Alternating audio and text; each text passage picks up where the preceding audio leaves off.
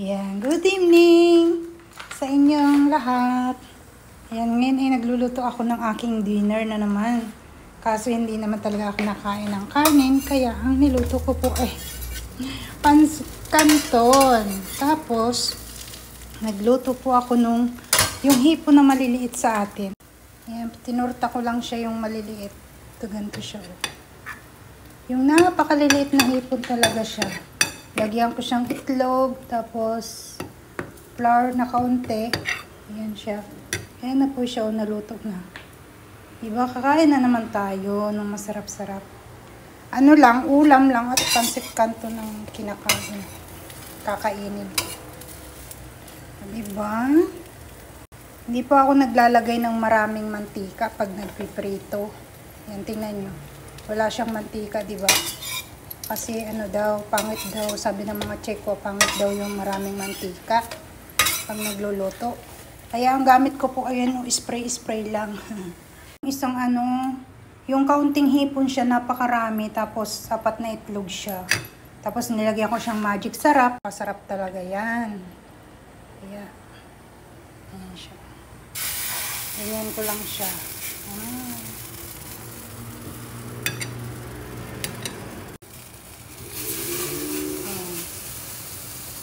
Mantika. Yan, isprayan ko siya ng mantika. Ganyan lang siya. Diba? Hindi siya ganong mantika. At sabi niya, ang canton daw dapat lutong-luto para pagdating daw sa tiyan, hindi na daw lalaki. Sabi lang nila, ha? Ang daming alam pati ba naman canton, kailangan lutong-luto. Oo, sabi nila, lutong-luto daw dapat. Para pag kinain mo, hindi na siya lalaki sa loob ng tiyan mo. Totoo ba yun? Comment nga kayo dyan sa baba. Ayan na siya, para siyang cupcake. Yung hot cake ba? Hindi po. Mat ganyan siya. Ayan siya, kasi wala siyang gaanong mantika. Pisik-pisik lang ako siya ng ganyan. Ayan. Kasi pag kami nagluluto, tapos nakikita ng mga Tseko ang daming mantika, nagagalit sila sa amin. Kasi namutuyo, sabi niya ganyan.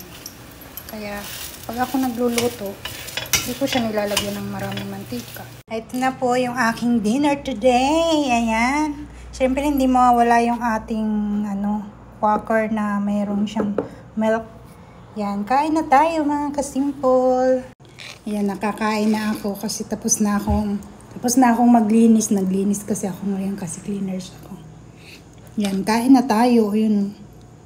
Yung quaker na milk. Yan siya. Ayan siya. Ang sarap siya. Namiss ko kasi yung parang hipon na maliliit sa Pinas.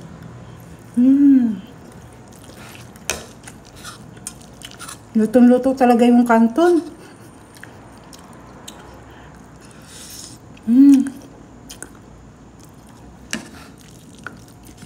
Hindi ko na nilagyan yun ng asin. Pero medyo maalat-alat pa rin siya. Hinugasan ko naman siya. Pero maalat-alat pa rin yung hipon na maliliit.